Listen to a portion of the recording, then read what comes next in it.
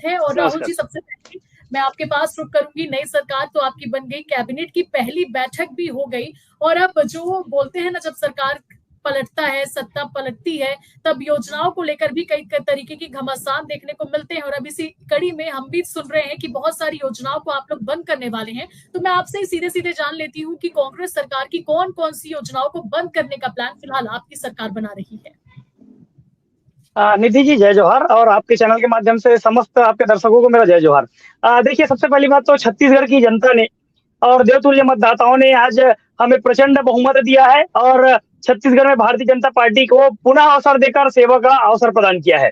अब रही बात जो योजनाओं को चलाने का, योजनाओं को क्रियान्वयन का और कुछ योजनाओं को बंद करने का, तो जाहिर सी बात है, मैं आपको बता दूं, छत्तीसगढ़ में जो कांग्रेस की सरकार थी वो भ्रष्टाचार, घोटाले और वादा खिलाफी का जो एक पुलिंदा बनाकर बैठी हुई थी। अधिकांश जो योजनाएं थे, या तो कुछ योजनाएं कांग्रेस के कार्यकर्ताओं को सीधा फायदा पहुंचाती थी, जिसमें कांग्रेस के कार्यकर्ताओं का पालन पोषण होता था, पेट भरा जाता था।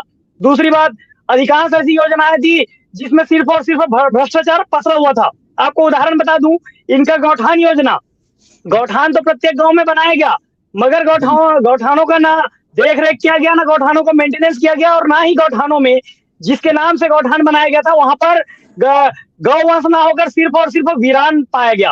अब आप आ जाइए, जो इनका राजीव युवा मितान क्लब का जो एक योजना था, सारी की सारी योजना जो है कांग्रेस के सदस्यों को प्रति वर्ष 1 लाख रुपए पहुंचाने की एक ऐसी योजना बनाई गई थी, जो प्रति वर्ष कांग्रेस के कार्यकर्ताओं को 1 लाख रुपए प्रत्येक गांव में समितियों को दे दी जाती थी, या फिर वार्ड में दे दी जाती थी। तो ऐसी कई योजनाएं हैं कांग्रेस में जो सीधा सीधा कार्यकर्ताओं को फायदा पहुंचाने के लिए होता था, या तो फिर भ्रष्टाचार करने का अड्डा बनाया जाता था। तो जाहिर सी बात है, ऐसी योजनाओं को बंद किया जाएगा।